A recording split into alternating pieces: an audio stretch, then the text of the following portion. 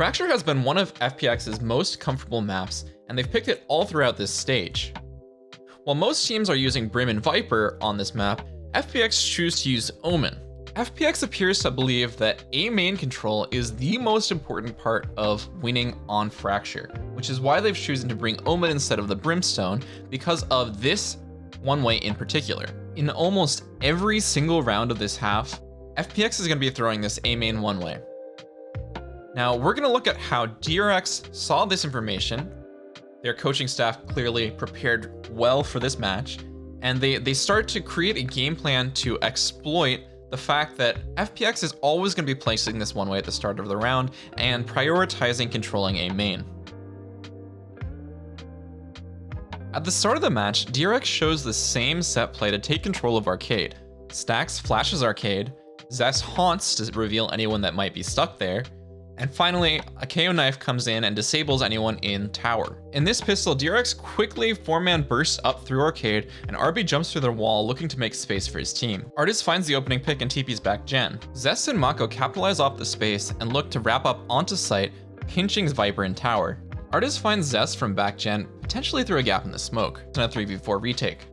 FPX backs up and sets up with their last pieces of utility to organize a retake. The haunt comes out, the peeks come in along with the nade, and FPX is able to get the better of the trades, winning the round. Now we really need to see it go huge for Buzz. There's one as he tries to protect Mako, but now he's surrounded. Oh god! An awkward fight. Artist finding the opening pick on RB, teleporting out, and then finding Zest through a gap in the smoke is what wins the round for FPX. With man advantage, they're able to just trade out in the retake. In round 2, DRX forces up and decides to do exactly the same combination of util in Arcade. RB uses his wall to cut off CT, and an additional smoke is dropped on top of Generator to prevent any chamber shenanigans. DRX is able to get the plant down and set up for a 5v5 post plant. However, FPX uses the molly, seize, and nade on the planner to get the first opening kill and gain man advantage. With smokes tower and B main, and a haunt that lands lane, FPX are able to cross and get onto site. DRX has 2 players trapped behind smokes in both tower and B main, and Buzz gives up the opening kill trying to push through. The trades in tower end up both going the way of FPX, leaving Mako alone in a 1v3 off site. Unfortunately, he didn't have the money to buy a molly this round, and has no post plant utility and goes down easily. This position, they're just abusing all the way. FPX barely lose anyone. Forced onto an eco, DRX decides to play this round differently. For the first time, Stax throws a knife towards A main, showing some presence. On the other side of the map, 3 members of DRX push towards tunnel, while Zest is just holding on the north side of the map. DRX times their push so that any players that were holding towards bench would be pinched and then start walking up towards Arcade. Cider is able to jiggle peek and spot the Arcade push, but Artist had started rotating through spawn, thinking the push was going to be on A. This seems like a bit of a mistake against an eco round, and it leaves a hole in their defense that DRX is able to capitalize on. Buzz instantly takes out Artist, rotating back towards Gen, and Cider quickly gets slid on and pinched in tower, leaving site clear for DRX as well as 2 guns. FPX has double pushed out of A main, but Stax hears them coming through tree and is able to find a timing to peek out on Xiao, who has his util out. Zest has simultaneously pushed underpass and catches Zipan. Angel is left in a 1v5 and decides to save his rifle. In round 4, FPX decides to change their setup. They move Omen over to tower and throw the one-way from there. DRX, however, wants none of it with 3 SMGs and decides to 5-man pop up through B main. With Buzz holding in tunnel, DRX 4-mans up to site, using 3 smokes to cut off any potential angles from CT and the fast lane to create a second pocket on site. Angel is quickly cleaned up in tower, and Zipan's stuck in a smoke on top of Gen, so FPX is forced to slow things down to coordinate a retake. FPX starts trying to fight for space on site, but only RB is left. Mako's orbital strike and molly are both up, so all of DRX has left to play post plant. While FPX is able to find some kills, unfortunately the post plant utility is too strong and time too low, and FPX is forced to save on Cider.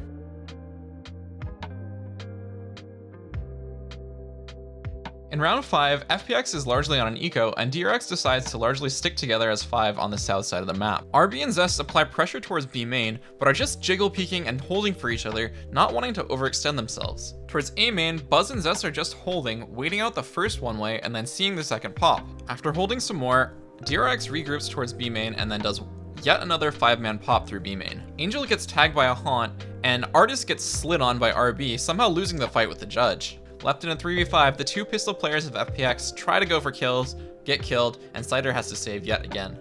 Notice that the only times which DRX has showed any presence towards A is either on their own or FPX's eco rounds. Even on the ecos, they've only shown presence and then ended up hitting B site. Clearly, DRX came in with a game plan to completely avoid A halls early on. However, eco rounds usually play differently than normal rounds, as one team is expected to win.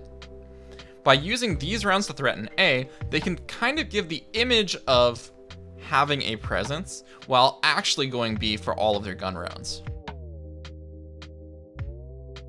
In round 6, DRX shows a completely different look and starts 4 towards Dish, taking control with RB's slide as well as a haunt. Mako is left alone, lurking towards the south side of the map, looking to try and catch out any players rotating through spawn. DRX uses the fast lane to execute into sight, challenging the players playing from halls. Xiao also got picked off during the execute, playing at the jump up box. DRX pushes halls, looking to flush out Angel, who's able to get one while full blind before getting traded.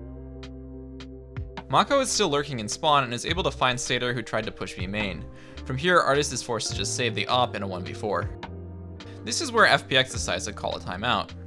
Most likely, FPX's coach, Doombros, had decided to talk to his team about how DRX had been avoiding A halls. Throughout these first 6 rounds, FPX had been putting this one way up and playing with at least 2 players in A halls, leading to weaknesses elsewhere on the map. When we come back in round 7, FPX has drastically adjusted their setup, playing Zipan aggressively towards Dish and 2 towards Arcade. Angel still throws the A main one way, not wanting to give away these changes. Stax throws the flash for Sands, and RB quickly takes space before getting pushed off by a Paranoia. This is still largely an eco from FPX, and DRX anticipated the setup changes and decided to use this round to completely disrespect the one-way and push into A. Forced into a 3v5 with bad weaponry except for the op, FPX eventually has to just save on Artis. In round 8, FPX is still playing a slightly altered setup, playing 2 towards Arcade, 1 towards Dish, and 2 towards Sand. Angel and Xiao use utility to aggressively take control of A main this round, but once again, DRX is heading towards B. DRX uses the same tunnel and bridge pinch to clear out bench, and then pops Stax' ult to suppress Artis, allowing a Prowler and a swing from RB to clean him up without the possibility of TPing. Mako's ult clears Cider out of tower and into RB, who's able to eventually clean up the kill. FPX is now in a 3v5 post plant, and with complete control of both Arcade and Tree, DRX wins easily. After the timeout, FPX called for the adjustment to give up halls, but immediately after losing to a halls push, they go back to playing 2 towards A main. This leaves only 2 on B site, who just get completely shut out of the round by the ults of DRX. Round 9 is another eco from FPX, and DRX once again decide to leave a trip at the north side of the map while playing all 5 to the south. Eventually, DRX groups up towards A main and one-man fakes with RB before aggressively taking control of halls and getting onto A site. Once again, it is only on the eco of FPX that DRX decides to go towards A. They also played on the expectations of FPX by sending RB to do a one-man fake towards B. In round 10, DRX does the same 4-1 split where they push up through Dish. Xiao is able to get the opening pick, but gets traded off, and he's playing there solo, so there's no one looking to trade him. Even without Neon's fast lane, DRX is able to burst out of Dish with a flash, Prowler, and Nightfall. Cider is caught completely alone and cleaned up, leaving us in a 4v3. Zipan and Angel are in Dish, having pushed all the way through Bridge. Zipan's able to ult 1 player on site, and the kills all favor FPX, leaving Zest in a 3v1. Zest, however, just wins it. It's a couple of shots. It's going to be left now with Artis in that 1v1. Trying to wrap back around. This was not looking like a winnable round for the side of DRX, but he will land every single shot. Zest with the Red Bull clutch. In round 11, FPX completely gives up A main, instead trying to fight in the other 3 parts of the map. A quick exchange comes out towards bench, and Artis finds one towards B main before the 2 playing Arcade are taken out. Xiao is pushed out of Dish and through Bridge and is able to catch a timing on the players in Arcade.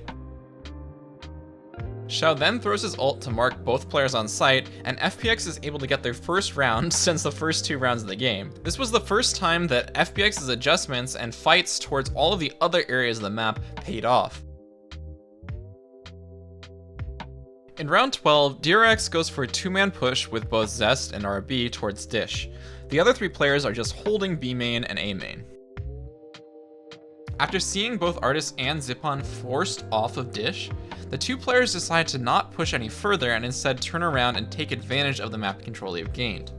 Zest and RB take the zipline and regroup with their team towards B main. With about 40 seconds left in the round, DRX turns and heads towards A main, leaving Buzz behind in tunnel. Artis gets hit by Nightfall, Suppressed, Prowlered, and then finally RB jumps at him, creating space for Zest to get the easy headshot.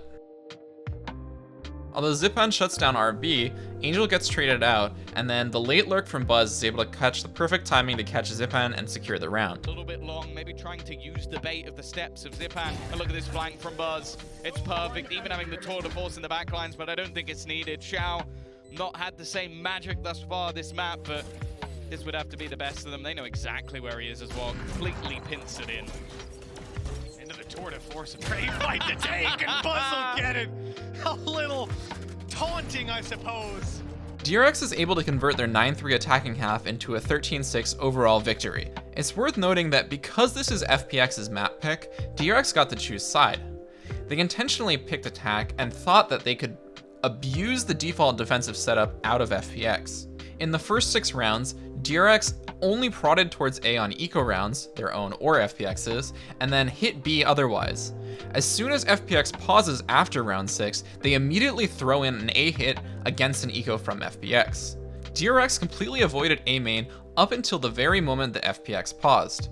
Expecting the adjustment, they then threw in a fast A hit against an eco, completely destroying the expectations of FPX. Throughout the rest of the half, DRX continued to favor B, but threw in many more looks which pressured certain areas of the map before cutting noise, regrouping, and then bursting out in an unexpected place. It's possible that DRX came up with this gameplay knowing that with a sub in, FPX wouldn't have as deep of a game plan. DRX kept a long win streak going by playing off of the expectations of FPX, abusing the adjustments coming around too late, and also dumping ultimates in key moments to break the holds of FPX. The A main Omen one-way is a huge part of why the agent is picked for FPX in the first place, and DRX saw this and thought, I think that this is bad. I think it will leave holes in the game plan. By studying FPX's default game plan on defense, DRX was able to win a 9-3 attacking half on FPX's map pick. This match really shows the power of studying tape and coming up with counters to certain compositions in playstyle. Of course, it also comes down to the individual moments, and there were some huge clutches, huge multi-kills, and of course, every player on DRX is cracked out of their minds. As always, thank you so much for watching, and I think I'm going to switch to doing these in-depth analyses instead of daily highlights just because I enjoy doing it more. Please like and sub if you enjoyed this, and I'll see you soon.